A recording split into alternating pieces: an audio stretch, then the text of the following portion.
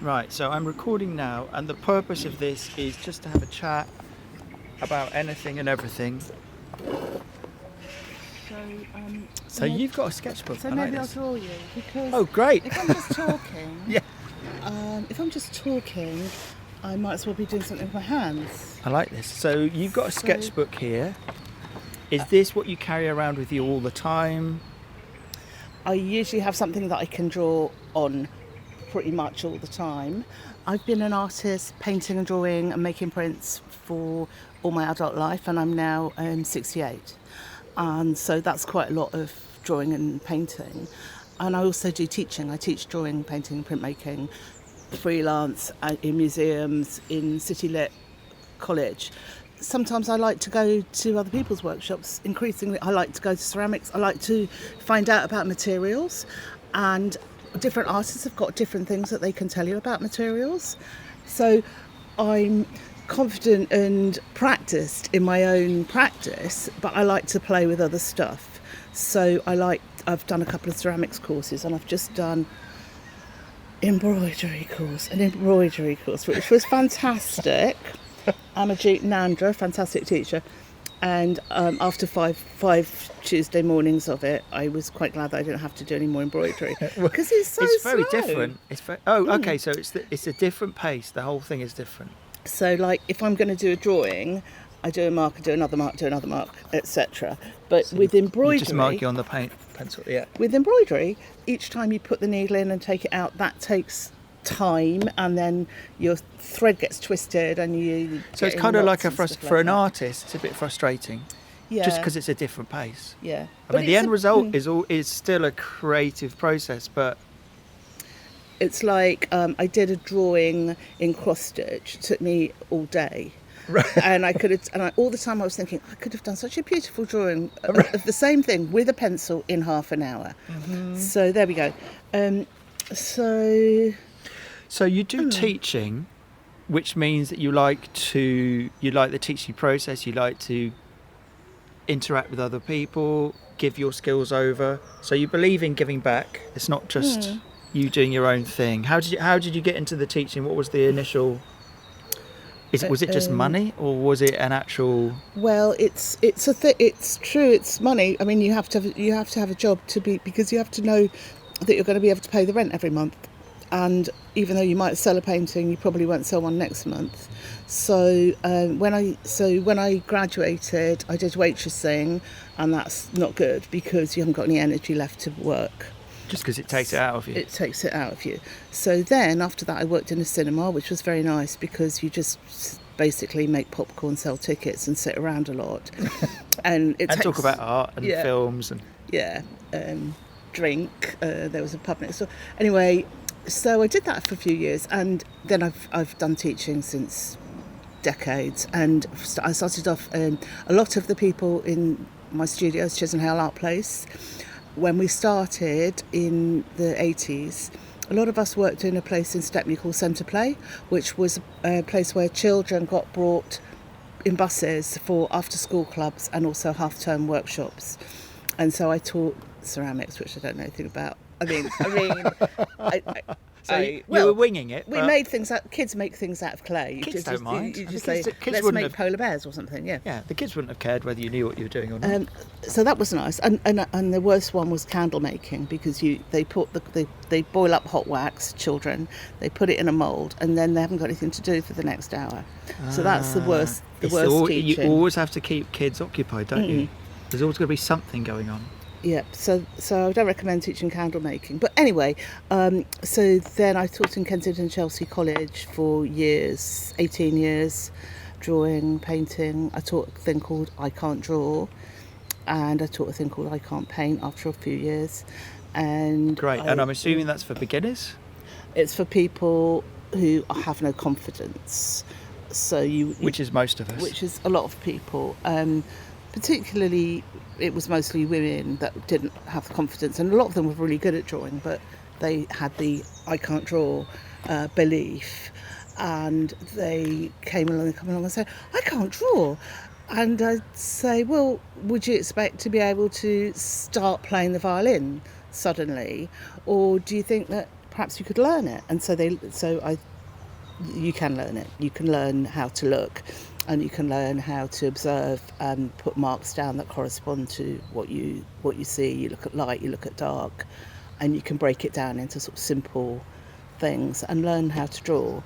And so you're training people not only how to put pen to paper or pencil to paper, but you're training them to look in a different way. Yeah, or just to look. And looking is a thought process, and I think drawing is a thought process. And you don't even really need to teach it. What you need to do is do it a lot, and the more drawing you do, the more drawing you're able to do. So as a teacher, I've got lots of things that I say to people that helps them keep going, but basically they just need to keep going. In terms of the how to look, I'm intrigued by that. I'm not an artist. I probably look like an average person in a certain way. I focus on things, I don't focus on things. What's the beginning point on how to look? We're sitting beside a canal in East London. There's lots of nature and buildings around us. How would you say to a class, they were sitting here, look at this, and then really look at this? So where we're sitting it's too much, it's too big to do a drawing of everything that we're seeing. We're seeing the sky, buildings. So what I would do is I would focus on a thing. I would focus on looking at how the light is on the surface of the water. What are the tones, meaning there's dark, there's medium, there's light, and there's other tones in between. And I'd ask them to observe what those things are. Or I'd get them to look at somebody's face, and there's light, there's dark, there's medium, there's things that join, there's lots of tones in between. So I would... So it's kind of almost like dwelling on a thing, like looking at that water that's near us that's been ruffled by the wind, or looking at someone's face. It's not just looking at the face, it's looking at it for a long time and thinking. Yeah, you don't even have to look at it for a long time, but you have to be looking for something. Like, here's the lightest part, here's the darkest part. How do they join up? What kind of marks can I use to translate the thing that I see into the thing that's on the paper? So a teacher can just point things out. Has there ever been a time when you have had a very rich vein of inspiration? In all your years of being an artist, was there kind of a rich period when you just produced what you think was fantastic work? Does it work like that? I think making work as an artist can be like a serial thing. Like you get really, really into it, and you're in the language of it. And it's easy because you're in the habit of it and working all the time, so you don't have to reset. I think that's one thing. I think you change. I think there's been times in my life when I've had more energy, but then there's times in my life when I've had more accumulated experience. And I think for me that my work's more interesting now than it was when I was more kind of go for it, lots of energy. I could stay up all night and paint all day and all night. That was good, but it was good to produce a lot. But now perhaps I'm more thoughtful. I have had times in my life where I've kind of beaten myself up, so, oh, you really should be doing some work. But I've had to do loads of teaching, and I've been thinking about what other people need so much that that makes it hard to think about what you yourself want to do. I have heard from other art teachers that I've spoken to that if they're working hard at teaching, they don't produce their own work very much, just because they haven't got the energy, because they've given their creative energy. I think it's interesting doing teaching because like a lot of good artists can be quite selfish teachers and not give too much to their students. And that's interesting. Better for their work. So so just to explain that a bit more. So being a selfish artistic teacher is what? You're not You're not thinking of the other person exclusively. You're thinking about, you're thinking, I'm just doing this job and then I'm going to get to the studio and do my real work. Right. And actually, I'm not saying that I'm more generous than other people, that's not true, but to concentrate on helping somebody properly, you have to really be thinking about them and what they need to know and what their needs are. So, and you have to get it right, because otherwise everybody's time is wasted. So thinking about who you're teaching and what you're teaching them is using your brain space, and you don't have any brain space left for something creative of your own. It must also be difficult. Let's say you're teaching 5 students in a class and you're teaching them a style or something. They all interpret it in different ways, and like you say, focusing on what gives them the confidence and what lets them go forward or opens up their creativity. One of your students might be doing something that you think is not very good or is not to their best ability, but they're very excited by it, and so you kind of have to propel them in the way that they want to go. Do you sometimes feel that you have to step back from your own judgment? Yeah, I think you have to be really careful not to project your values on somebody else when they're in quite a vulnerable state, really, and the teacher can hurt you and put you off. And the teacher can do that without even meaning to. Well, usually you can see that they're worried and vulnerable. But I remember when I did this teaching qualification with a fantastic teacher who's unfortunately dead now, called John Flemons, and we did a whole session on not saying no, on finding other things to say apart from no. Don't do that. That's wrong. Do this instead of that. And spending just a whole session on that, it stayed with me for life, really. That I never say no. I say something a bit better. Something, that's so great how you've done that, and what if you did a bit of this as well, and that would make it so much richer, or a little bit richer, but it's kind only of those, if you want to. It's kind of those enabling phrases, isn't it, that doesn't, like you say, doesn't say no. That's interesting. So that one comment or teaching point was very, very important, because it's like a constant in teaching. When you're trying to get someone to do something and they don't do what you're asking them to do. And sometimes, I don't know, most people get it.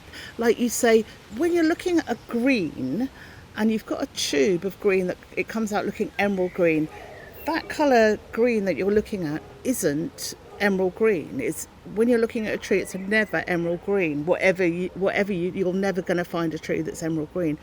And if you look at a painting by Turner or Constable, you'll see all the yellows and reds that are in greens, and so you can point that out, and people get it. But then sometimes they don't get it.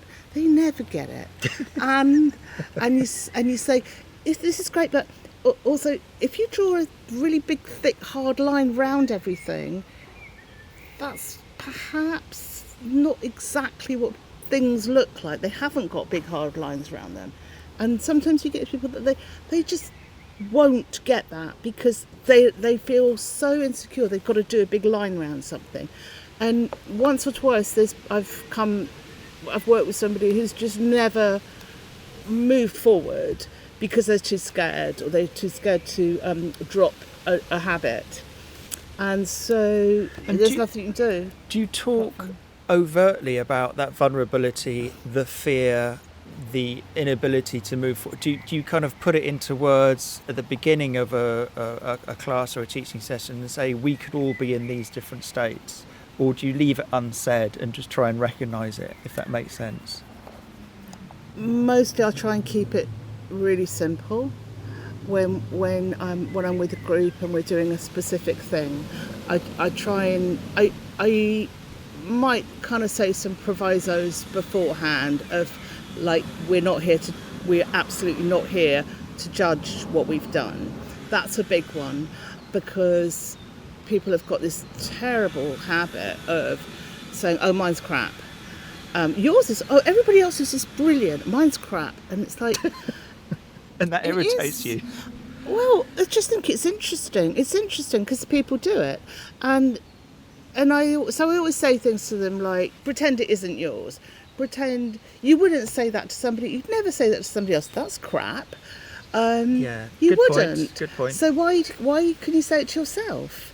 But we're always very hard on ourselves. In any endeavour, we always judge ourselves more than we judge anybody else, generally.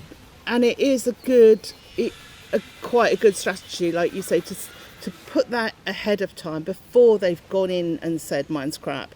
You just say, you're not going to say yours is crap, okay? And they go, okay, I won't, yeah, I'm not going to say mine's crap. So I think that's important enough to say it before you even start. But then when you're starting to draw or paint or do a particular project, I'll say, let's look at this, this and this. And that's already complicated enough.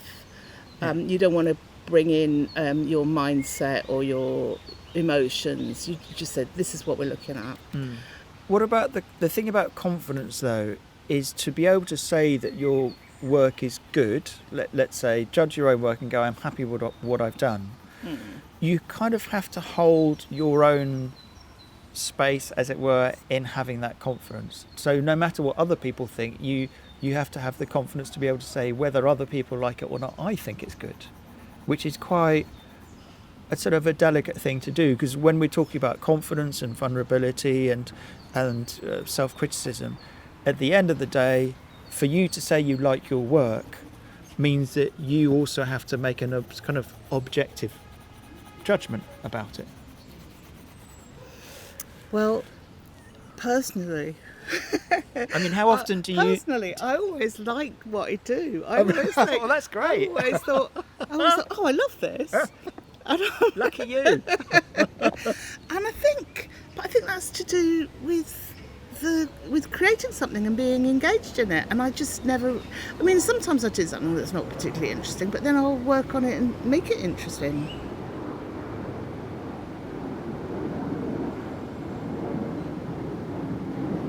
I personally have never, ever sat and thought, what should I do? Because doing something makes you think of the next thing. So you're a doer, basically. Doing makes you think. Yeah, but I think perhaps all artists are doers, because all artists have to make something or make something happen. I think that maybe that's the definition of what an artist is. And I mean, there's some sort of difference between then and the next thing, isn't it? I think from conversations I've had with artists, either musicians or actors or drawers or painters, there is that drive that other people don't have. I am driven to create in a way that some people might go, I might just sit down and watch the TV instead. But a true creative is like, I need to create. Would you say that is part of your makeup? Yeah, I do find I don't feel really happy if I don't have the chance to draw, or if I have to do other stuff for a long time. I'm not very happy. Yeah. And is there any reason, Kate, why you're an artist? If you think back to when you were a kid, if you think about you growing up, is there any particular reason? I mean, could you have been something else, or did you have to be an artist? One of the things that I liked more than anything in my life, particularly when I was a child, was reading, and I still really like reading. And we didn't have a TV when I was growing up, and so I read every single book in the flat by the time I was about whatever. I read all my parents' books. And I love reading, but my mum was a writer, and so I didn't want to do what she did, because that was her thing.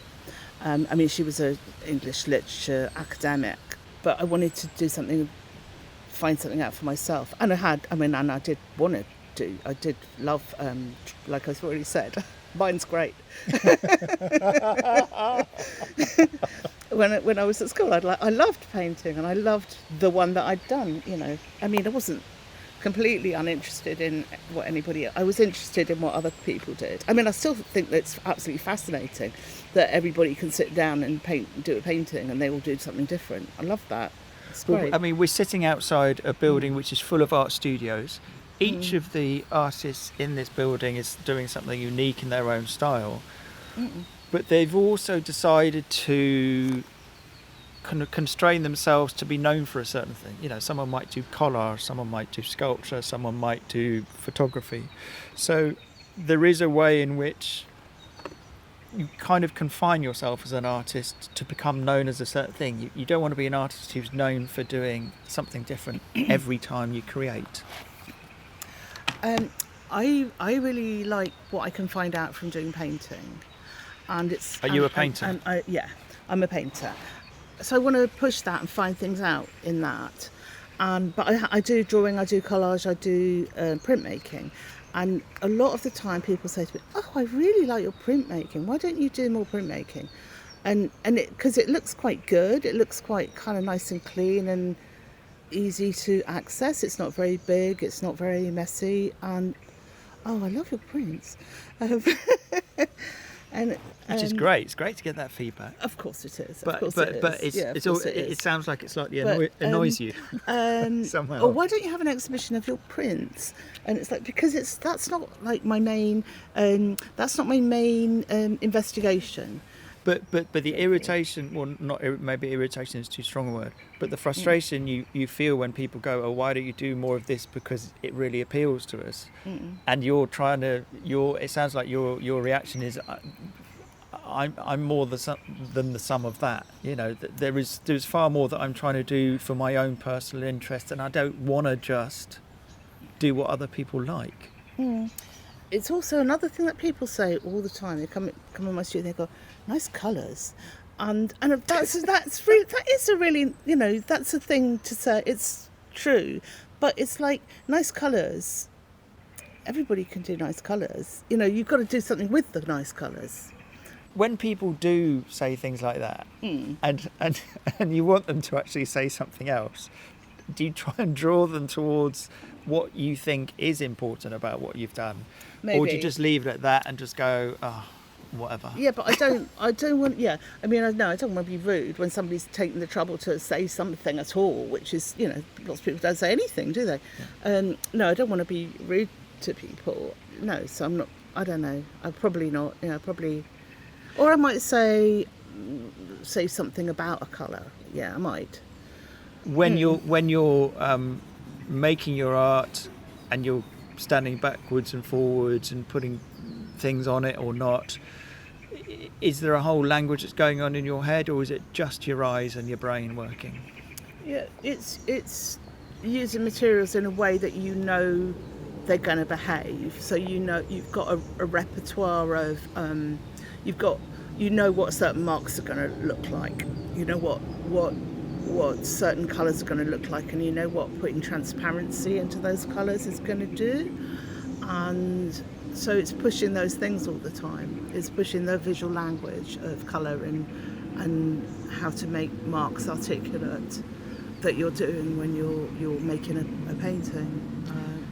And although there's a process to what you do and there's a technique and there's skills involved, there also must be a great deal of fluidity, because you can't just think of a painting and just do it, joining the dots, bish bash bosh, all done.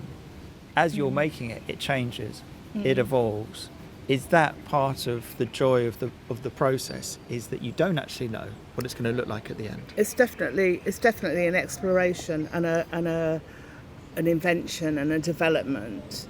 And you can do things that you know, I can do A, B and C and it will work. But the interesting thing is like having a starting point and taking it on a journey of exploration. Yeah. So.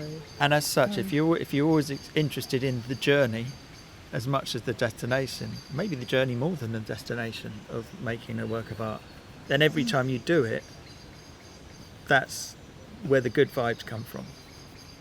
The actual process of creating. Yeah, it's definitely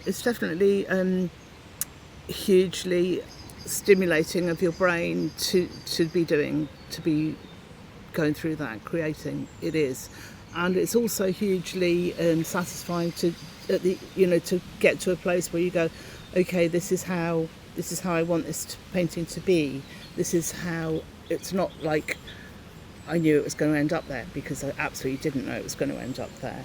So there is a kind of like a plateau, a eureka moment where you're like, okay, now I have an idea of where the end is.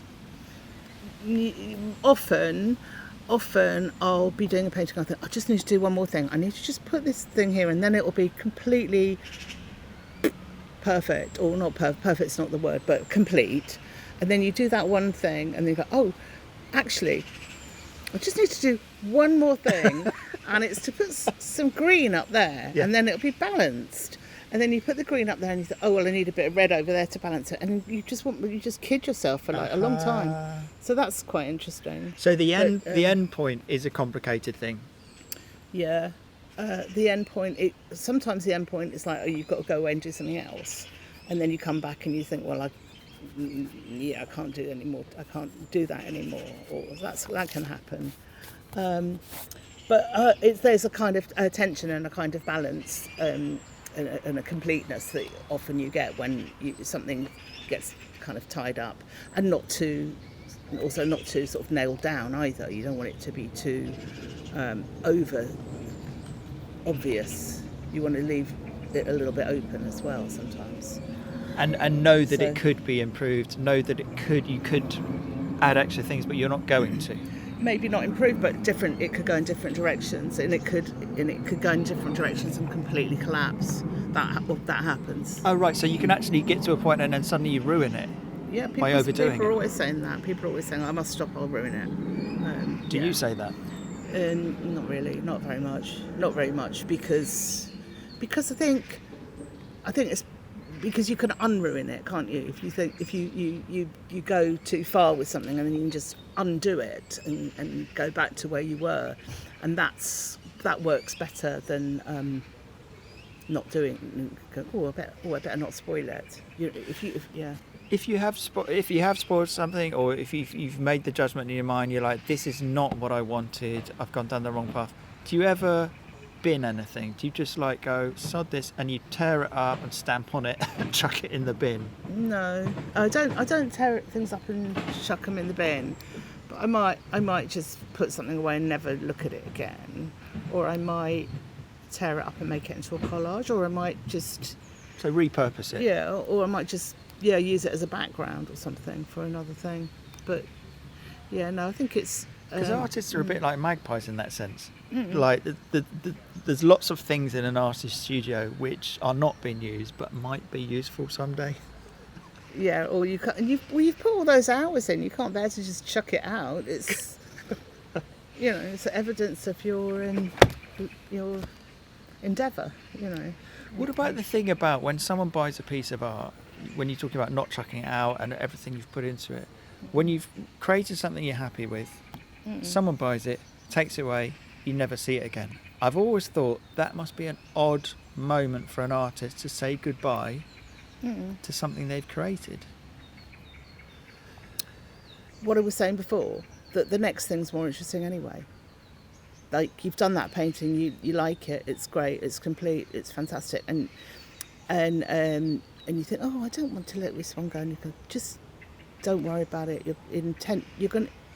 By the end of the year, you'll have done 10 more paintings, so it doesn't matter. So you kind of like persuade yourself, don't be precious, don't hold on, let it go. That's part of the artistic process, to let go. I definitely think, what was it going to be like if you just kept everything and never let it, and never shared it with other people? And also it kind of feeds into what you were saying earlier about the process. You really enjoy the creative process. If creating is what it's all about, then maybe looking at it on your sitting room wall is never going to give you the same joy as making it. I mean, do you have your art at your home? Yeah, I do. Actually, I always think it's quite surprising that you go to some artist's house and they haven't got any of their art on the walls. It's very surprising to me. But I have, in my sitting room, I've got a painting. I've got some paintings by other artists, and I've got some paintings by me, and I've got one that I did it years and years and years ago, and I like looking at it. And if somebody wanted to buy it, they can buy it, and then I'll just put another one and enjoy looking at that in a different way. I used to go to the trouble of always having an exhibition every year and finding a place and organising it and having an exhibition somewhere or another. And then now I do it if somebody asks me. Or if somebody asks me to be in a group show, then I'll be in a group show. You don't have to push it out there. You don't put it on a website. Do you have your own website? Is that part of the artist world now? Yeah, I've got a website, but I'm not very good at updating it. I put things sometimes on my Instagram. Sometimes people buy them on my Instagram. Okay. So, ideally, I'd like somebody to be my agent and organise exhibitions for me, and take my paintings away and show them and sell them to people. So you do the creating. Somebody else deals with everything else. Why should it be my job? So that would be good. But I think it was also to do with like having a child. When I had a child, I was like, here's another job for me. I've got a full-time job being an artist, a full-time job teaching, and then a full-time job trying to bring my child up. And it's a little bit much to also have to be super out there with the selling. So I never did that very well. So it sounds like you're both in a position where you don't have to make money from everything, but also you're not driven by becoming richer. Well, like I said, you because you've got to pay the rent every month, and you've got to make yourself in a situation where you've got an income that's going to do that. And then once you have got an income that makes you do that, then you don't need to be selling every single thing you do, which is quite hard. I mean, I don't know anybody that does that. Well, you don't know anyone who's purely sells everything they make. Purely commercially driven. I mean, I know. I mean, obviously, there's people do sell things, but if you never sold another thing, would it bother you as an artist that nobody wanted to buy your work? And it just stayed in your storeroom? I don't think that I'm not selling them because nobody wants to buy them, but because nobody sees them. I can't be upset that nobody can buy what they can't see. And the biggest artistic creation of your life, which is your child, are they following the creative path of their mother? No, actually, so actually my son, he can draw really well and paint really well, but he doesn't, it comes quite easily and he doesn't take it that seriously. But so he did so he went to university and he did creative writing and English literature. So like my mum, like his grandmother. It skipped a generation. Yeah. So you weren't a writer because your mum was a writer. He's not an artist because his mum's an artist. Yeah. But there's still creativity in all three generations. Yeah. So that's So maybe he'll have a child who's an artist. Perhaps a digital one.